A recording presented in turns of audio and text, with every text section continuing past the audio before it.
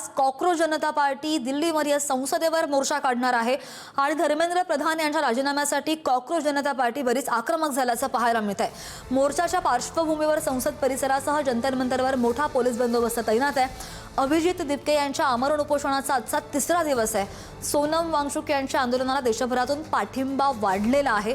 शांती मोर्चामध्ये येताना गुलाबाचं फूल, गांधीजींचा फोटो, आंबेडकरांचा फोटो किंवा संविधानाची प्रत सोबत ठेवा असं आवाहन दिपकेंनी केलेलं आहे। कॉक्रोच जनता पार्टीच्या आंदोलनाला अजूनही परवानगी मिळालेली नाही। जंतर मंतरवर मोठ्या संख्येने तरुण आणि तरुणी जमायला सुरुवात झाली आहे। मिट्टी का कर्ज उतारने के लिए आज संघर्ष कर रहा हूँ। मैं भारतीय हूँ, भारतीय युवा होने के नाते युवाओं का दर्द समझता हूँ और आज उन युवाओं की आवाज बनने के लिए, उनके साथ खड़े होने के लिए यहाँ हूँ, क्योंकि उनके साथ अन्याय हो रहा है और सरकार सब कुछ अपनी आंखों के सामने होने दे रही है। अन्याय करने से ज्यादा अन्याय सहना दोषी होता है। मैं दोषी नहीं हूँ, मैं एक भारतीय युवा हूँ जिसको पता है कि युवाओं के लिए खड़ा होना। आज नहीं खड़े होंगे तो कब खड़े होंगे? संसद का मानसून सत्र भी शुरू हो रहा है। संसद में भी खूब लड़ाई लड़ी जाएगी। तो दिल्ली से ही आई हूँ। हाँ। क्या मांग है आपकी? कि एजुकेशन मिनिस्टर चेंज हो, मोदी भी चेंज होनी चाहिए। हाँ। अभी मार्च जो निकलने वाला है उसको परमिशन ही अभी तक नहीं दी। नहीं दिया गया, रास्ते सारे साइड से बंद कर दिया गया है। जनपद में मेट्रो भी बंद कर दिया गया। बहुत ज्यादा घूम के आना पड़ा। जो रास्ता 10 मिनट की थी उन्होंने आधा घंटा से ज्यादा लगा दिया। आप कहाँ से आए हो? सुभाष नगर। वहाँ से आने वाले जनपद पे इन लोगों ने एक तो मेट्रो नहीं रोकी, इन लोगों ने कि हम जनपद पे मेट्रो नहीं रोकेंगे। उसके बाद जब हम लोगों ने सेंट्रल सेक्रेटरी से एग्जिट लिया तो उसके बाद इन लोगों ने जो जिस साइड से जंतर मंतर का मेन रास्ता है उस साइड से इन लोगों ने ब्लॉक कर दिया। फिर हम लोगों ने यहाँ आगे आए तो वहाँ से भी इन लोगों ने बंद कर दिया। फिर पुलिस ने बोला कि आप उधर से जाइए, तो फिर हम लोग थोड़ा लंबा रास्ता लेकर अभी तक आए। आणि या सगळ्या संदर्भात आपण सविस्तर बोलूयात। आमचे प्रतिनिधी दिल्लीहूनच संदीप आपल्यासोबत जोडले गेलेले आहेत। संदीप, आपल्याकडे आलेल्या ताज्या माहितीनुसार फक्त केरळ भवन पर्यंत परवानगी मिळालेली आहे। फक्त 1 किलोमीटर अंतरापर्यंत या आंदोलनासाठी परवानगी। त्यानंतर आता या आंदोलकांची भूमिका काय आहे आणि एकूणच तिथलं वातावरण आणि ताज्या अपडेटनुसार सोनम वांगचुक यांच्या पत्नी तिथे दाखल झाल्यात असं दिसतंय।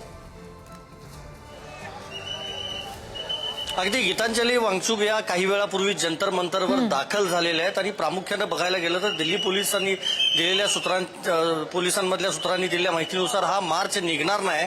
संसदेकडे कुठल्याही परिस्थितीत त्यांना दिलं जाणार नाही।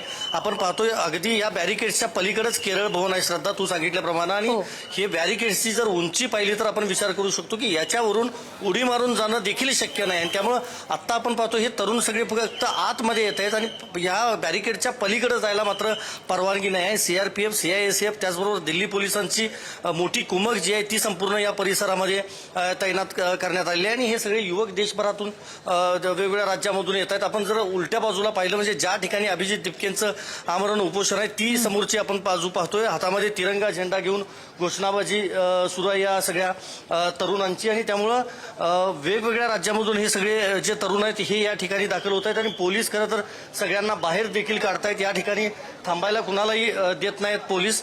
पण काही तरुणांचं असं म्हणणं आहे की हा मार्च कुठल्याही परिस्थितीमध्ये काढला जावा, मात्र परवानगी दिली जात नाही।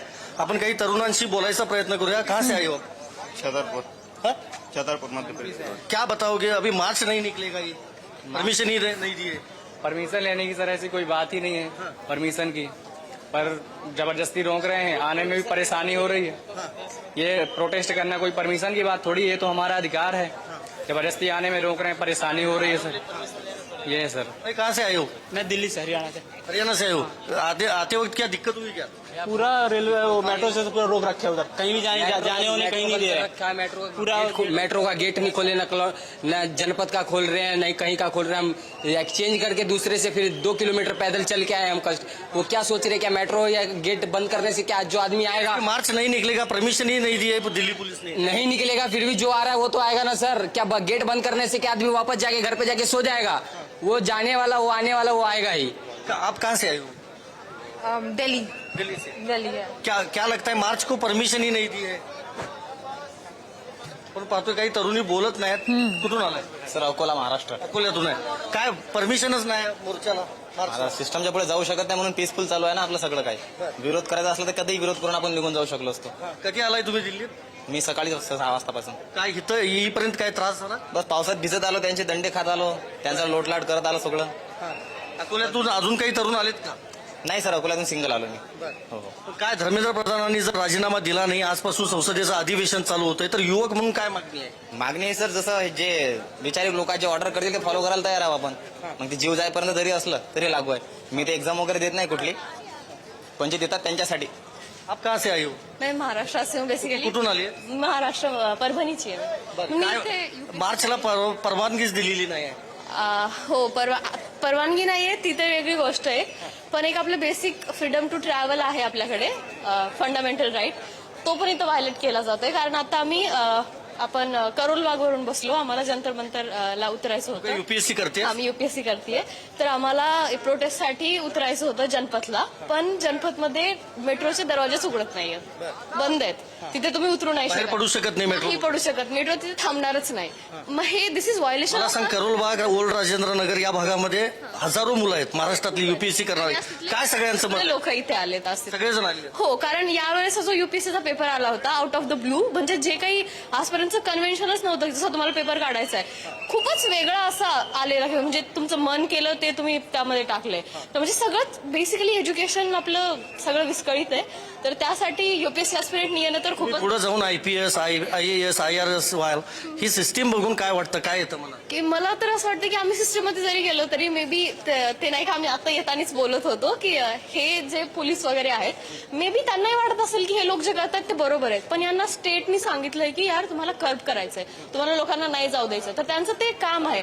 जसं हना अर्डंटने आईकमॅन इन जेरुसलेम लिहिलेलं आहे, तर जो आईकमॅन होता त्याला ज्यूज जे होते ना त्यांच्याशी काहीही वैर नव्हतं, पण तो हिटलरच्या सैन्यामध्ये होता, तर त्याची ती जबाबदारी होती की त्याने ऑर्डर द्याव्यात आणि बाकीच्यांनी फॉलो कराव्यात.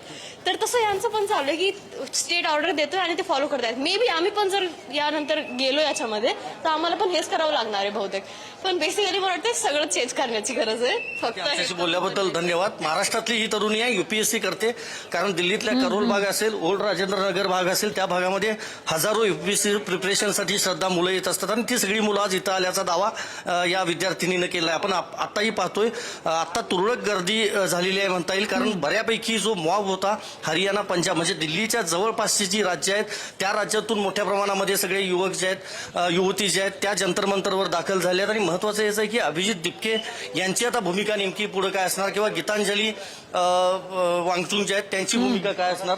तुम्ही कुठून आला? महाराष्ट्रातून, मुंबई. मुंबई. काय करता तुम्ही? मी शिक्षक आहे, TDF मुंबई शिक्षक संघटना आहे. तुम्ही काय पाठिंबा द्यायला आला की सहभागी? हो, नाही, आम्ही पाठिंबा आहे आणि आमचा पूर्ण सक्रिय सहभाग आहे. आम्ही 2-3 दिवसापासून आलो आहे आणि आता आज काल पण इथेच होतो, आज पण इथेच आहोत.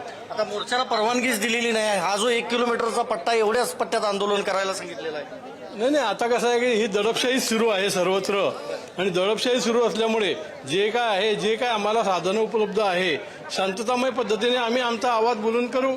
आणि हे जे शिक्षण व्यवस्था जी खराब झालेली आहे त्या शिक्षण व्यवस्था सुधारावी म्हणून सोनम वांगचुक असेल किंवा दीपक आपला महाराष्ट्रीयन आहे, महाराष्ट्राचा सुपुत्र दिपके आहे, अभिजित दिपके, त्याला सपोर्ट करणं हे आमचं आद्य कर्तव्य. म्हणून महाराष्ट्रातून मोठ्या संख्येने शिक्षक आलेले आहेत. महाराष्ट्रातून शिक्षक आल्याचं या काकांनी आपल्याला सांगितलं आहे श्रद्धा. त्यामुळं बऱ्यापैकी गर्दी जी आहे ती पाहायला मिळते. देशातल्या वेगवेगळ्या भागामधून हे सगळे युवक युवती, त्याच युवतींचा महत्वाचं सांगावं लागेल की तरुणींचा मोठा सहभाग या आंदोलनामध्ये पाहायला मिळतोय. आत्ताही आपण पाहतो या गेटवरून ही तुरळक गर्दी जी आहे ती आंदोलनाच्या ठिकाणी येत आहे. महत्वाचं हेच आहे की जरी मार्चला परवानगी नसली तरी आहे तिथं हे आंदोलन सगळे तरुण करणार आहेत. आणि पुढच्या म्हणजे 50 ते 55 मिनिटांमध्ये राज्यसभा आणि लोकसभा संसदेची दोन्ही सभागृह सुरू होणार आहेत. देशभरातले सगळे खासदार जे आहेत ते राजधानी दिल्लीमध्ये दाखल झाले आहेत. काही वेळापूर्वी महुआ मोइत्रा ज्या तृणमूल काँग्रेसच्या खासदार आहेत त्या देखील जंतर मंतरवर दाखल झालेल्या आहेत. त्यामुळं महाराष्ट्रातल्या नेत्यांनी यापूर्वीच पाठिंबा दिलेला आहे. सुप्रिया सुळे, अरविंद सावंत यांनी यापूर्वी भेट घेऊन या तरुणांशी चर्चा केलेली होती. आपल्याला माहिती आहे वांगचुक सध्या रुग्णालयामध्ये आहेत, मात्र त्यांच्या पत्नी गीतांजली या जंतर मंतरवर दाखल झालेल्या आहेत. त्यामुळे आज दिवसभरामध्ये आता पुढचा निर्णय काय होईल ह्याची घोषणा खरं तर अभिजित दिपके हे स्वतःच करतील. त्यामुळे पुढचे अपडेट्स आपल्याला काही वेळात समजतील. श्रद्धा. नाही, बरोबर आहे संदीप. आपण जर बघतो अकोला, परभणी आपल्या महाराष्ट्रामधनं कित्येक तरुण आणि विद्यार्थी, इतकंच नाही तर शिक्षक सुद्धा सहभागी झाल्याचं पाहायला मिळतंय. आता सगळे मार्ग बंद केलेले असतात. या विद्यार्थ्यांची किंवा या आंदोलकांची, अभिजित दिपकेंची भूमिका नेमकी काय असणार आहे, किंवा सोनम वांगचुक यांनी जे अटी ठेवलेल्या आहेत त्यावर सरकार काय उत्तर देतं, या सगळ्याकडे लक्ष असेल. ताजे अपडेट वेळोवेळी घेत राहू. धन्यवाद दिलेल्या सगळ्या सविस्तर अपडेटसाठी. 3 बातें बहुत अहम है. आज पहले प्रोटेस्ट पे हम फोकस करेंगे कि ये बहुत शांतिपूर्वक तरीके से हम करें. हम मुद्दे पे फोकस रखें, एजुकेशन का मुद्दा जो इस देश की बहुत ज़रूरत है. सतर्क रहें.